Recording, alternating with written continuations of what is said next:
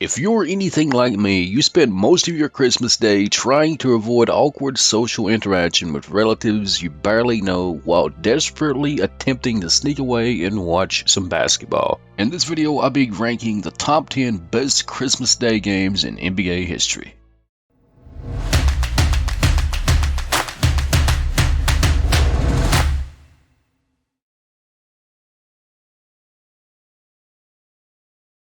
What's poppin' peeps? Welcome back to another video. Thank you so much for stopping by. Before you get further into this video, be sure to subscribe with those bell notifications on. I just want to let you guys know I hope you all have a wonderful Christmas and have a great New Year.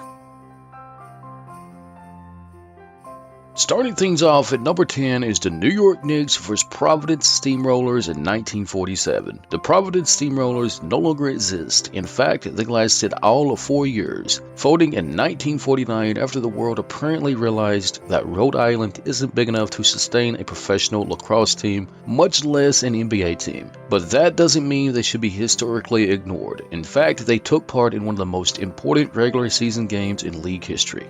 In 1947, the Steamrollers traveled to New York to play the Knicks in what was the first of many Christmas Day games the league would host going forward. The Knicks won a forgettable 89-75 game, but ratings did well enough to start one of the league's best traditions.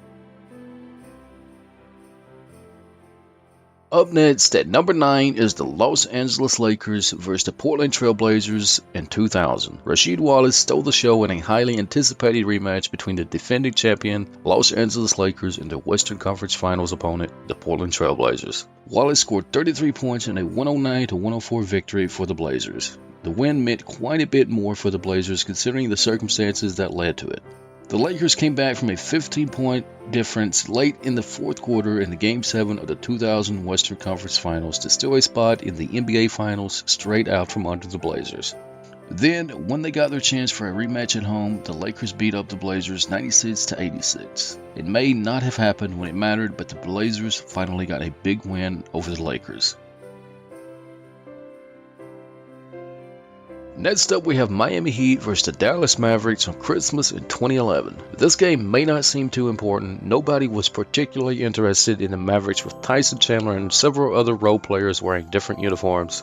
But off of the court, it was a pretty significant game. First of all, we almost lost the 2011 to 2012 season entirely. This game served as a great return for the league with a rematch of the previous NBA Finals.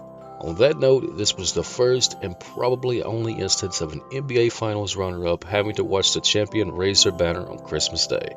It couldn't have been easy for the Heat to watch, especially considering how heavily they were favored entering the series.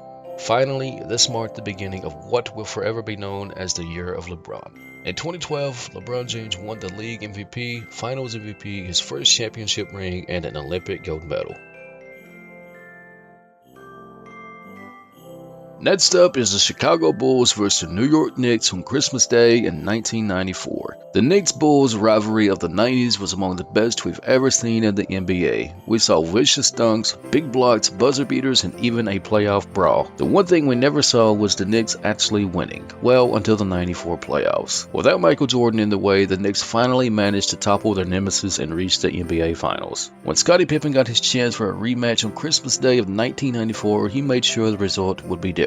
Pippen was remarkable, scoring 36 points and adding 15 rebounds to keep the Bulls alive. However, the Knicks managed to force overtime thanks to a remarkable Hubert Davis three-pointer. Dropping in at number 6 is the Los Angeles Lakers vs the Boston Celtics on Christmas of 2008. What didn't this game have? A rematch of the NBA Finals? Check. The Celtics beat the Lakers in 6 games to win the 2008 championship.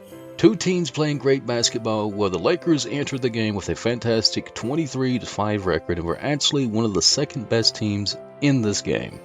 The Celtics entered the game with a nearly flawless 27-2 record. They had won 19 games in a row and seemed like a virtual lock to break the 96 Bulls record of 72 wins. That all changed when the Lakers beat them on Christmas Day. It almost felt like the Lakers broke Boston's spirit, sending the Celtics on a 2-6 skid. Dropping in at number 5 is the Miami Heat versus the Los Angeles Lakers of Christmas 2010. This game was more important for emotional reasons than what actually happened on the court. The world hated LeBron James for leaving the Cavs. They hated him for how he handled the decision. But most of all, they hated him because he tried to cheat the league by stacking the deck. Fans from all over the league bonded over James' early struggles, particularly against opponent fans perceived as real teams like the Boston Celtics. It was all supposed to crescendo on Christmas Day. The two-time defending champion juggernaut Lakers were supposed to put LeBron and the Heat in their place and show them what it really means to be a champion. Only that's not what happened. The Heat dominated the Lakers in a 96-80 victory that many view as the turning point for Miami's season. The Heat would go on to reach the NBA Finals while the Lakers were bounced by Dallas in the second round.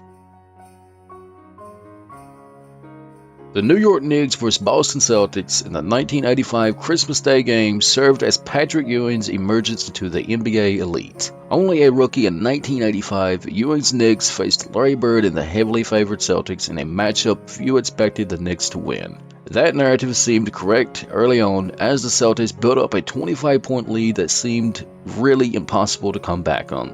But the Knicks kept fighting. By the end of the fourth quarter, the Knicks managed to tie the game and send it to overtime. They eventually won 113-104 in 2 overtimes, showcasing Ewing to the rest of the world as a future star. He scored 32 points to go along with 11 rebounds in the upset over Boston.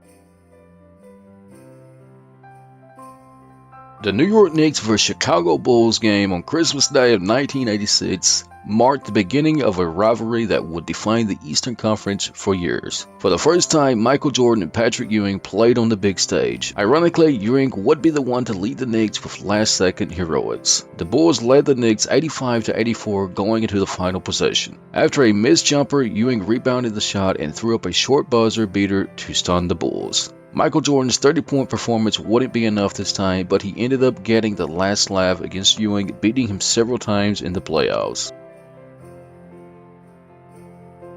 Knicks fans didn't have much to root for in the early 80s. It basically came down to watching Bernard King score some points, and this is exactly what happened at the New York Knicks vs. New Jersey Nets of 1984 on Christmas Day. On Christmas Day of 1984, he did that better than anyone in NBA history, well, at least on Christmas Day games. He dropped an astonishing 60 points on the visiting Nets, a Madison Square Garden record that stood for almost 25 years. Ironically enough, the Knicks still managed to lose the game 120-114 to the crosstown Nets. Still, King's performance was not only one of the greatest Christmas performances ever, but was arguably the greatest single game by a Knick of all time. As great as some of the other games on this list were, none will ever top the 2004 Christmas Day showdown between Kobe and Shaq.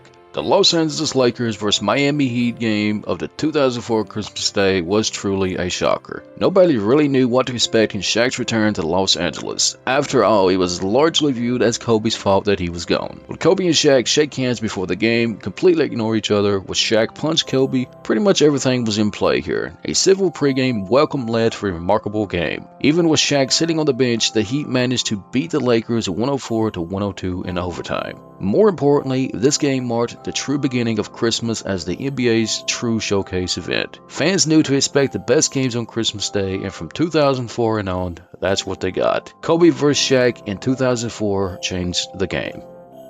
That's it for the video, guys. If you made it this far, remember to subscribe with those bell notifications and like this video. Be sure to sub, guys. You don't want to miss a single upload if you're new here. And I hope you guys have a wonderful Christmas. Spend time with family, friends, relax, have a wonderful time, and have a wonderful new year. I will see you guys in the next upload.